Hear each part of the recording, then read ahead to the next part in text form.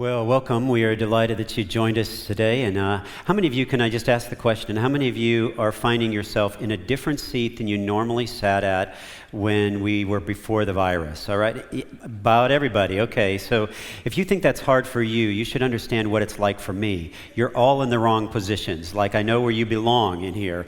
But I'm just delighted that you're here. And for those of you who are joining us online, we're delighted that you're with us as well.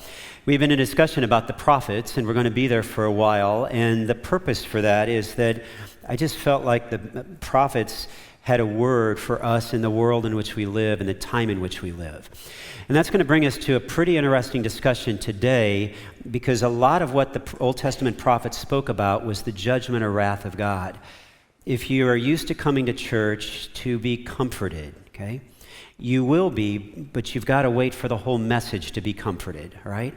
When you think in terms of the wrath and judgment of God, it creates a couple of things for us. For those of us who are believers, we understand that it should create this great gratitude, because the believer doesn't incur the judgment or wrath of God that fell on Jesus on the cross. We do incur the discipline of God, Hebrews 12 tells us, but he disciplines us as a father would discipline his children. That's very different than incurring the holiness or the wrath or the discipline, the holiness or the wrath or the judgment of God, as someone who is not a Christian will one day incur. So it does bring that element to it, but it also brings a sense of urgency. If we truly grasp and understood that those who are without Christ are going to face the judgment and wrath of God, it would give us a greater urgency in trying to reach others. And so both of those factors are there. We find ourselves in Habakkuk chapter 2 today, and that's the book we've been studying. By way of reminder, Habakkuk was a prophet who looked around his small kingdom of Judah and said, Lord, what are you doing? Like, I see things that are not just here. Will you not do something? And God said, yes, I'm bringing justice. I'm bringing judgment. And Habakkuk says, where's it coming from? And he said, it's coming from the Babylonians. And Habakkuk says, wait a minute, we're bad, but they're worse. Okay? Like, how can you judge us with somebody who's worse than us? Now, for just a moment, think about this.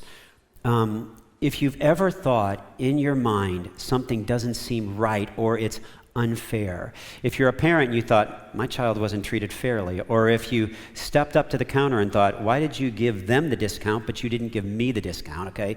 If you've ever had that moment of justice in your thinking, then you're already acknowledging that there is someone outside of us who determines what is right and what is just, and that fairness requires that certain aspects would be punished and certain aspects wouldn't be punished. That's how the judgment of God is working.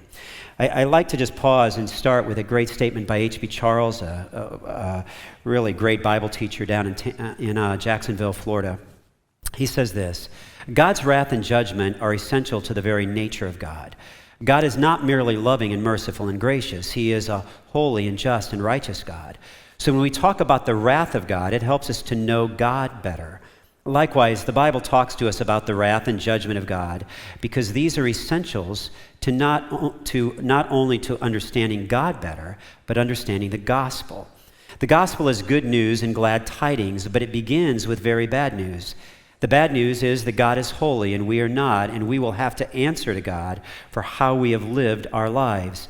And when we recognize that God in his wrath is our problem, then we are introduced to the good news that what God demands in perfect righteousness, God provides in the person and work of the Lord Jesus Christ. The God who is the problem is the solution. And so the wrath of God is vital for our understanding of who God is and for our understanding of the gospel of the Lord Jesus Christ. Just pause here for a second. Let me just add something. For those who say in our world, well, God is just love. I prefer to only think of God as loving, not to think in terms of his wrath or his holiness or his judgment. For those who think that, we have a really difficult question to answer. If God is only love and not justice, then why did Christ have to be crucified? Because the crucifixion of Christ is that the judgment of God may fall on him, so that for those who believe in him, it doesn't fall on them. The crucifixion becomes meaningless unless God is perfect in his justice, his righteousness, and even his wrath. Now, Habakkuk 2 is going to do this for us with 5 words, and the word is woe. Not the way that you would look at something you really like and say, whoa, okay? Woe, in the biblical sense, is a word that was meant to mean lament, judgment, despair. It was like, whoa, this is really, really bad, okay? And we find those words show up in 5 different locations in Habakkuk 2, in verse 6, in verse 9, in verse 12, in verse 15, and verse 19. And they kind of create for us 5 elements that God will judge, okay? Now, if you're a believer in Jesus, okay, if you have placed your faith in him, this judgment doesn't fall on you because it fell on him. But this talk about the judgment of God should cause for you to have a great gratitude that this is the way you used to live, all right? And it should remind you that that's not the way you want to live anymore, and out of gratitude, you don't live that way. If you're not a believer and you struggle with these issues, then it should be a great reminder to you that you should run to the cross as fast as you possibly can, because the judgment of God is coming, and it can't be overturned. Here we are in verse 6. Woe to him who heaps up what is not his own. Verse 9. Woe to him who gets evil gain for his house. Verse 12. Woe to him who builds a town with blood. Verse 15. Woe to him who makes his neighbors drink. Verse 19. Woe to him who says to a wooden thing, awake. Okay? Now, let me just unpack that with these ideas. Here's the first woe. God judges those who take advantage of others. Okay? God will judge those who take advantage of others. Now, here's the context again. Habakkuk said, are you going to bring judgment?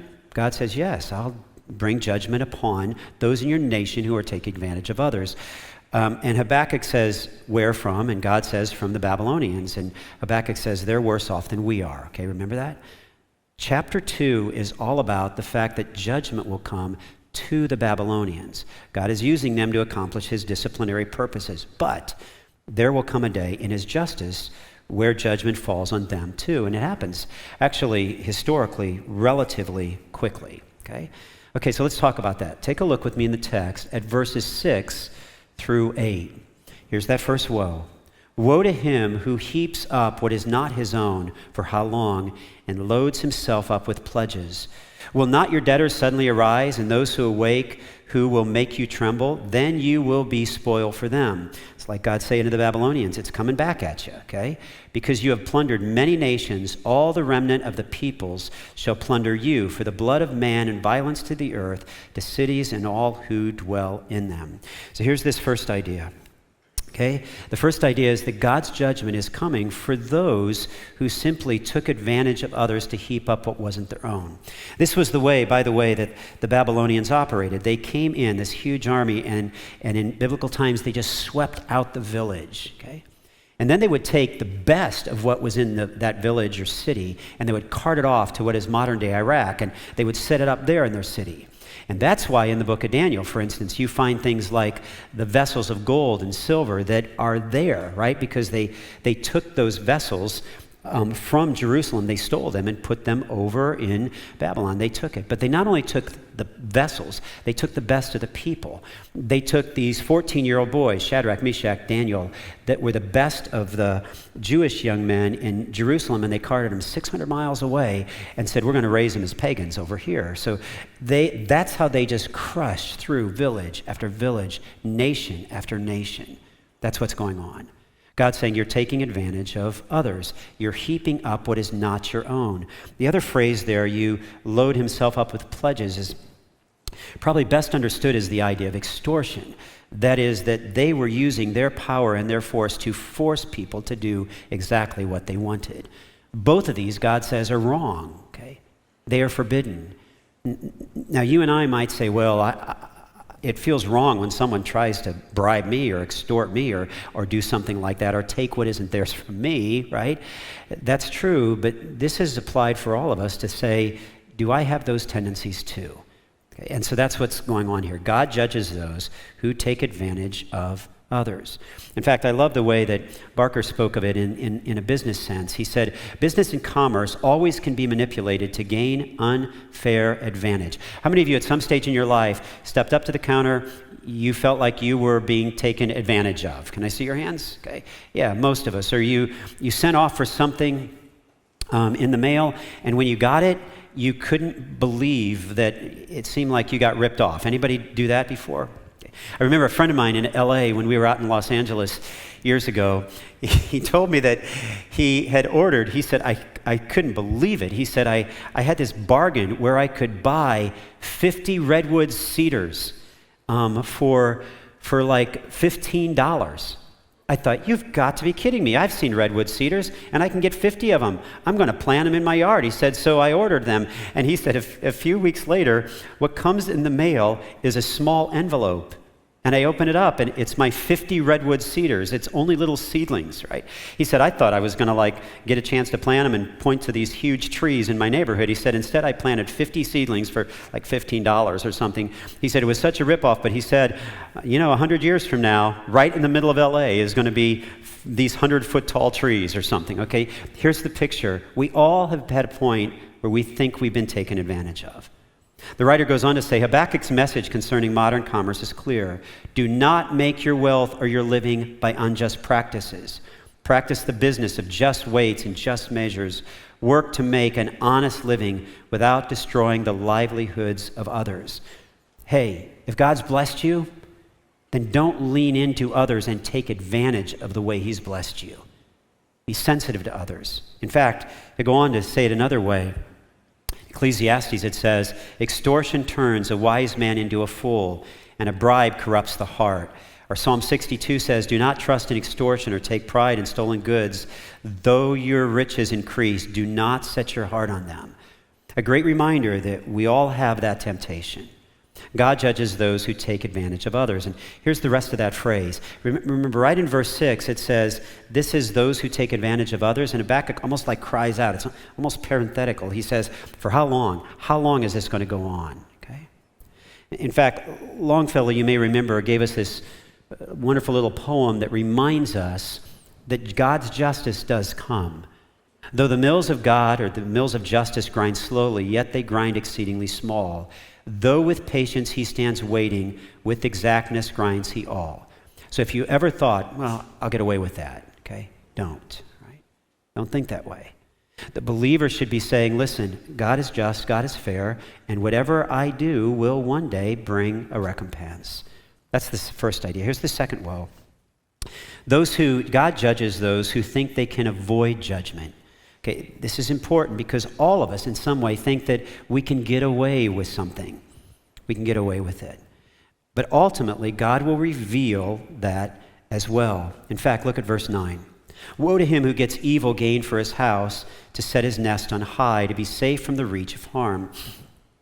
The phrase here, evil gain, literally meant an evil or unfair cut of cloth. In other words, if you went to purchase cloth to make something in biblical times, and they said, oh, I'll sell you 3 yards, and they cut it, and they sell you 3 yards, they charge you for that, but they only give you 2.5. It was a shortened version. They're saving some for themselves. Again, this is the idea that the Babylonians were taking everything they could for themselves, but notice the text. To set his nest on high, that is, that they felt they were out of reach of judgment. That's that picture, to be safe from the reach of harm. Nobody can get us. And the reason they thought that isn't because their city was built high. It's because they had basically obliterated every nation around them. And so here they were in their city, and it's like they said, we're safe because no army can take us out. Okay? And what's important to understand is that God's judgment is going to judge those who think they can avoid judgment. In fact, the text goes on to say, for the stone will cry out from the wall, and the beam from the woodwork respond. Literally, it's like every house that they had built was built upon the plunder that they had taken from another nation.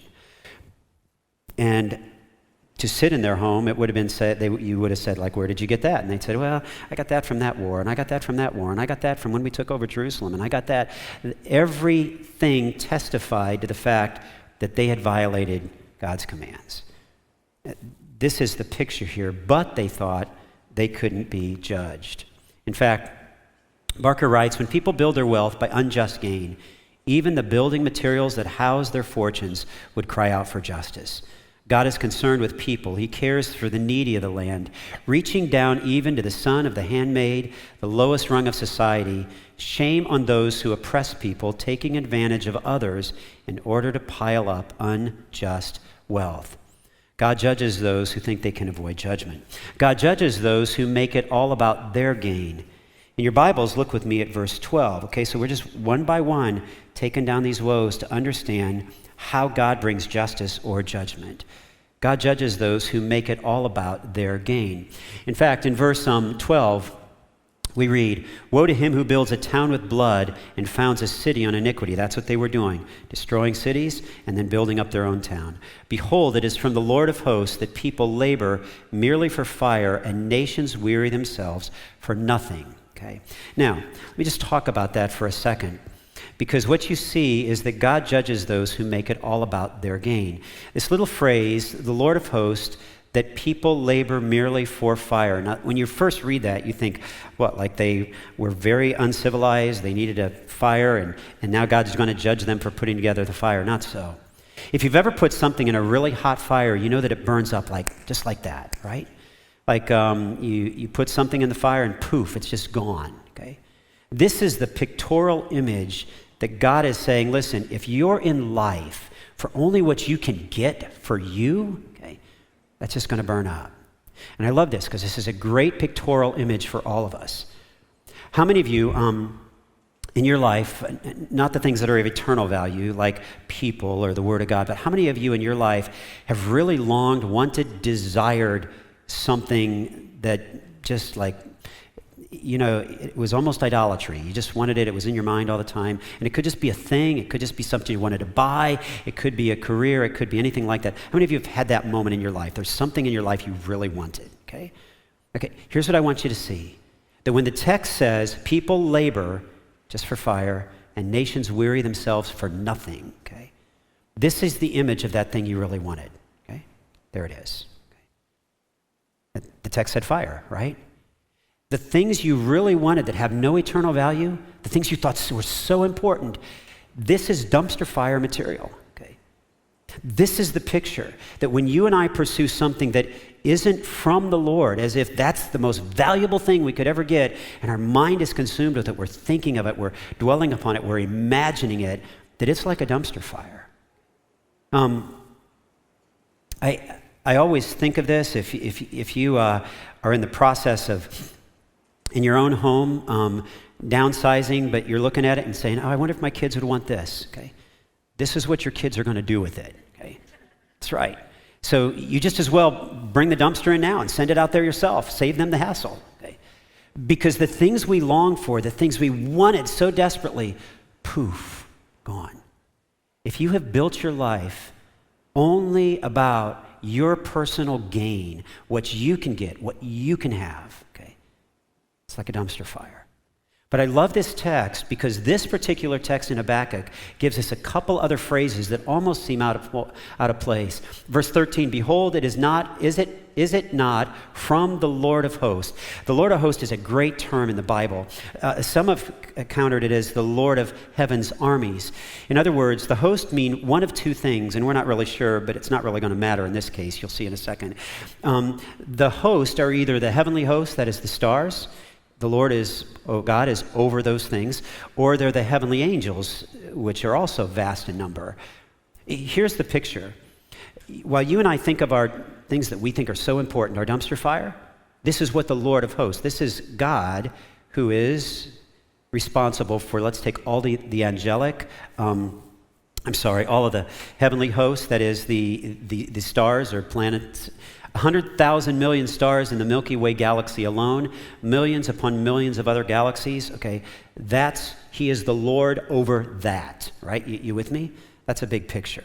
But let's say you simply use the term to describe the angelic beings, not the stars, but those who are angelic beings. He is the Lord of heaven's armies in that text. Justin read in Revelation 5 this great little phrase that myriads of angels would bow down and worship him. The myriads of myriads literally means hundreds of millions. That's how many angels he is over. Okay. Now, for just a moment, think about this. This is the Lord of hosts who is worthy of all that praise. And you and I are concerned about stuff that is going to get chucked in a dumpster fire. Okay? I just want you to see that image. In fact, notice how the verse goes on to say, "For the earth will be filled with the knowledge of the glory of the Lord as the waters cover the sea." Literally, the earth that we see in all of creation is vast in its beauty, and you and I are still worried about the stuff that's going to go in the dumpster fire. Okay? In fact, I remember there are places where I've been hiking or something, and I've seen something that's just really miraculous, and I look at it and say, that is so beautiful, and I'm like the only person to see this. Like, God does that work of creation even if nobody actually sees it. Are you with me in that? I had that occurrence a number of years ago when I was teaching over in Korea. My host there had set me up to stay with a man who was had a phenomenal story. He said, "Phil, you're going to enjoy his stories. Just start asking him questions." And I'm sitting in this man's apartment in South Korea.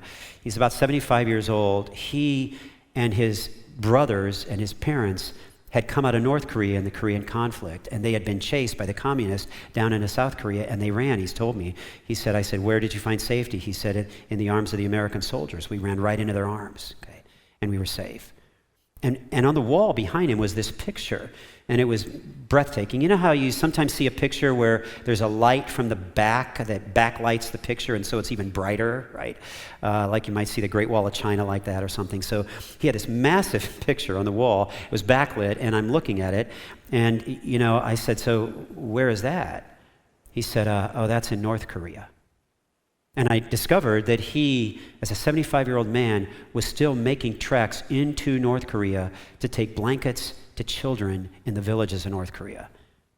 I said, "Well, tell me about that. How's it happen?" And he said, "Well, I try to take blankets into them." He said, "I can never take enough, and there's always children who will go through the winter without even a blanket." And he said, "When I go back the next year to take them more," because he's pretty limited in his ability to get in there, he said, "When I go back the next year, there won't be as many children in the village because some will have frozen to death." Right? I remember looking at this picture, and I said, "Well, tell me about the picture." And he said, "Hardly anybody sees that because it's in North Korea. It's the mountains between North Korea and China." And he said, "That's just it. It's just the beauty of God." I look at that and I remember, this is the glory of the knowledge of the glory of God that will fill the earth. You can look at things like that and see God. You ready for this?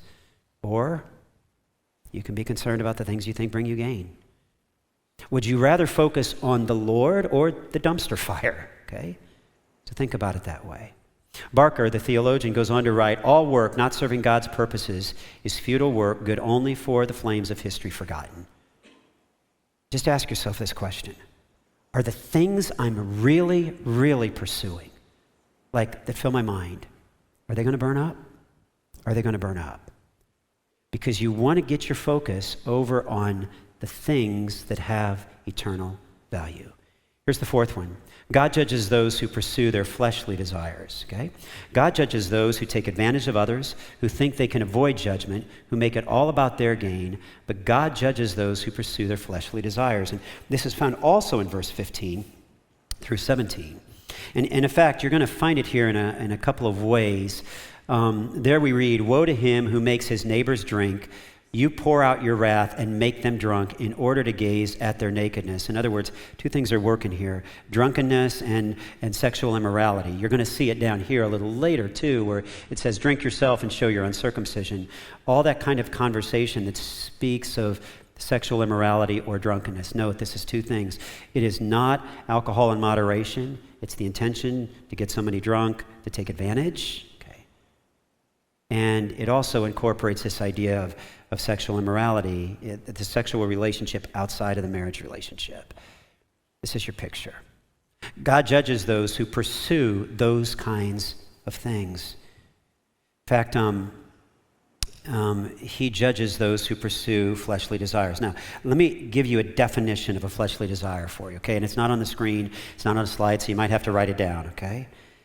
Determining a fleshly desire is determining a truth only, capital O-N-L-Y, by what makes me feel good. Determining something is true only, O-N-L-Y, by what makes me feel good. It's not wrong that we embrace some things that feel good, but when we embrace truth, say, this is true because of how I feel, even though the Bible tells me I shouldn't, okay, that's a fleshly desire. In fact, it's a lustful desire as we start to dwell upon it, think upon it, desire and want something that God forbids, and we think that will make us happy. There, we bought it. That's the fleshly desire. Here again, God judges those who pursue fleshly desires. By the way, it's a great reminder that in 1 Corinthians chapter 6, it lists some of those. In Galatians chapter 5, it lists the deeds of the flesh, things like anger. We feel like being angry. We don't check it with the scriptures to see if it's righteous or not. We just blurt it out. It describes sexual immorality, all those things that we think must be right because of how we feel. It's not accurate. We always want to start with what God says is right and then bring our desires into line with what God says is right. Quickest way to destruction is to pursue only your fleshly desires. God judges those who pursue fleshly desires. In fact, notice what it goes on to say. The cup in the Lord's right hand will come around to you, and utter shame will come upon your glory. God said, listen to the Babylonians, this is how you did life, and you were thinking that way, and destruction is coming. Now, let me show you that real quickly if I could. Jump with me to Daniel chapter 5, okay? Because Daniel tells the historical part of this discussion. So you want to go back just a few pages in the Bible from Habakkuk to the book of Daniel. If you hit Ezekiel, you went one too far, okay? So then come back the other way to the book of Daniel. Now, Daniel is a prophet. He is writing and living during multiple kingdoms. But one of the kingdoms he writes and lives during is the Babylonian kingdom. You may remember that Nebuchadnezzar came down, took Jerusalem, the Babylonian king, not a Jewish king, but a Babylonian king, carts all those young people off to Babylon, 600 miles away.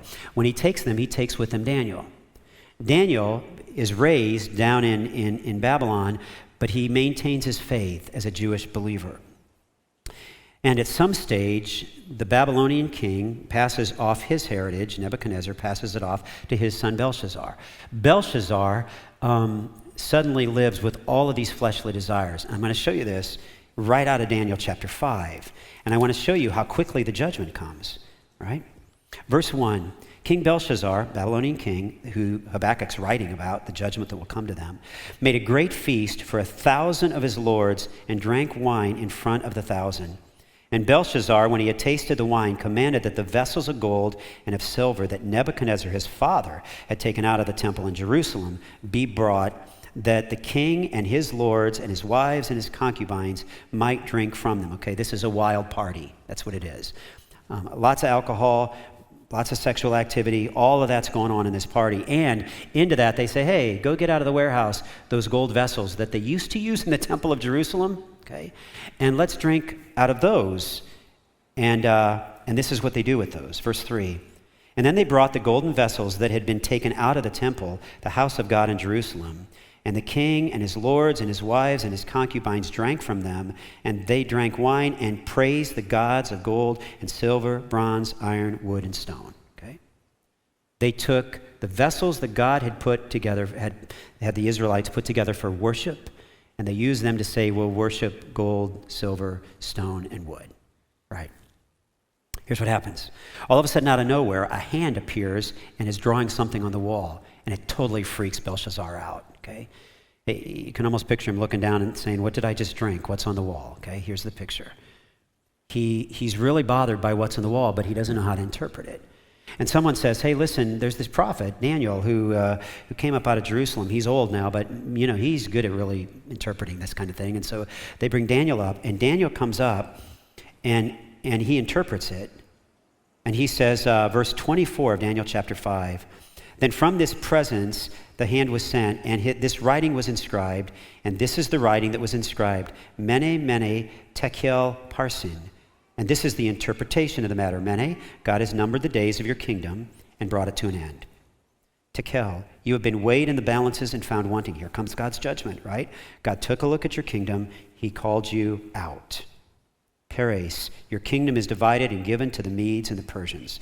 Now, for just a moment, understand that. That's going to happen in less than 24 hours, right?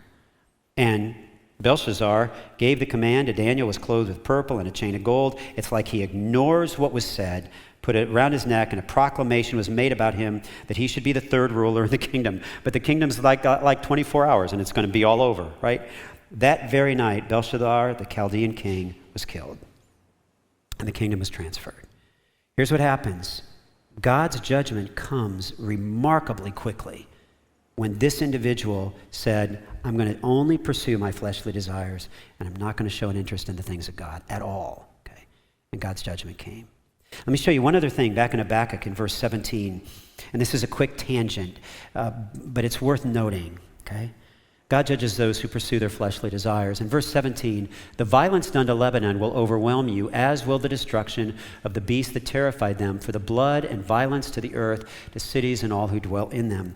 Whenever you see the phrase, the word Lebanon occur in the Old Testament, it's always speaking of these great forests of Lebanon. Now that's significant because those forests were massive. In fact, they sometimes would harvest trees from those forests to build certain things, like the temple, for instance, during biblical times, or like Solomon's palace. And these trees grew really massive. Lebanon cedars can live for about 1,000 years. So, you planted one and it just kept growing and growing and growing, and they would harvest them. But remember, the text said that the Babylonians had brought damage essentially to the violence to the forest of Lebanon. In other words, they wiped that out for whatever their gain was. Now, let me just talk about this for a second. Because we live in a world that says it's really important we protect the environment. And it never stops to ask the question, why? Instead, it answers the question by saying, if we don't protect the environment, the whole humanity will die because we haven't taken care of the environment. Okay? That's a very secularized view. God is in control of all the events in the world in which we live. But this gives us a different reason for why we should protect the environment. Because they didn't. The Babylonians didn't. And God was going to bring judgment on them, and don't miss this, not only for all the other evil things they did, but for the fact that they destroyed this area. Babylon's sin was against people and ultimately against God. They took advantage of the people of the land, thoughtlessly using up land and resources. God gave the land for the good of his people, but Babylon's destruction produced heartache and misery for generations and centuries to come. They wipe out the forest, and for centuries to come, it can't replenish itself. This is an important picture. The verse points to humanity's abuse of its authority over the rest of creation. It is one thing to rule over creation, respecting it as God's creation entrusted to one for the moment. It is quite another thing to exploit it unmercifully as though it belonged to one absolutely, as though one were not accountable for it to its creator. Great reminder. Here's the truth. We should be sensitive to things in the environment because we are stewards to the creator, okay? Not because all of humanity will cease. The Bible makes it clear that God actually brought judgment on the Babylonians for the fact that they wiped out a forest that he had raised. Here's the fifth one. God judges those who take advantage of others. God judges those who think they can avoid judgment. God judges those who make it all about their gain. God judges those who pursue their fleshly desires. And finally, God judges those who worship their wants. In fact, anytime you see the word idol occur in the Bible, you can almost replace it with want or desire. I know we tend to think of idols as little stone things that you'd never believe that someone would bow down to. But let me unpack that for you for a second. Baal, for instance, the Baal worshipers of the Old Testament were worshiping what they called the god of Baal. They made a little idol. But they believed that Baal had lived in the clouds. That's because they were an agricultural society. And they come up with this belief that in the clouds, that's where rain came from. They needed the rain or else they were going to starve to death. So they started to worship something that they wanted, rain to fall, and they created this little idol. Baal, that's their god. They created that god because they wanted something. Here's the thing. When you and I worship our wants, we too are idol worshipers. When all of a sudden something becomes so severe in your thinking or in your mind that you've got to have it, Habakkuk reminds us that it is lifeless. It will not bring what you think it will bring. In fact, look at Habakkuk 2:18. What profit is an idol when its maker has shaped it, a metal image, a teacher of lies? For its maker trusts in his own creation when he makes speechless idols. Woe to him who says to a wooden thing, awake, to a silent stone, arise. Can this teach? In other words, can the idol say anything? And the answer is no, it can't. The things that you and I think will satisfy, that we think we must have, they do not provide what we thought they would. And I love the way the text flips it. See how it says? Your idol is silent. Verse 20, but the Lord in his holy temple, let all the earth keep silence before him. God isn't silent, your idol is, and standing in his presence of his righteous holiness, you and I should come in awe and be silent. Justice of God, the judgment of God, the wrath of God. You say, Phil, that's not real encouraging in a dark day. I would just remind you again, 30% of your Old Testament is the prophets speaking this kind of thing. Don't avoid them. Don't ignore them. Understand that it also is representing for us the character of God. He's not a God who is simply soft and can be pushed around. But I would also add this, that we do not have a good understanding of the gospel unless we come here. To go back to what H.B. Charles said and wrap it up here, the Bible talks to us about the wrath and judgment of God because these are essentials, not only to understanding God better, but to understanding the gospel. At some stage, you look at your life and you say, I'm in trouble because I have to answer to God, who is a just God, and I know I've done wrong. But we come to Christ, that's the gospel. We come to Christ and say, but the judgment of God fell upon him, so that, as John said, as many as believed in him, that is Jesus, to them gave he the power to become the children of God. And we are protected from God's judgment and wrath, not because he doesn't have them, but because Jesus took them in our place as believers. Father, it's been a privilege to look to your word this morning, to be reminded of a sense of urgency, to be reminded with a deep sense of gratitude as well, that because of what Jesus did, we are safe. But Lord, it's been good to remember that the things that seem unfair and unjust in the world around us, the things that seem like they're not right, there is a day coming when you will make them right. And so even while our heart cries out for that, cause us to cry out with compassion for those who have not yet placed their faith in you. Cause us to look, to pray harder, to reach out in other opportunities more fervently. Lord, we pray that you would help us in that regard, and may we recognize you in your holiness, in your justice, in your righteousness, for who you are. Thank you for the fact that you are a God of judgment, but also of compassion. And all aspects of your character are why you are good, not just the ones we want. In Jesus' name.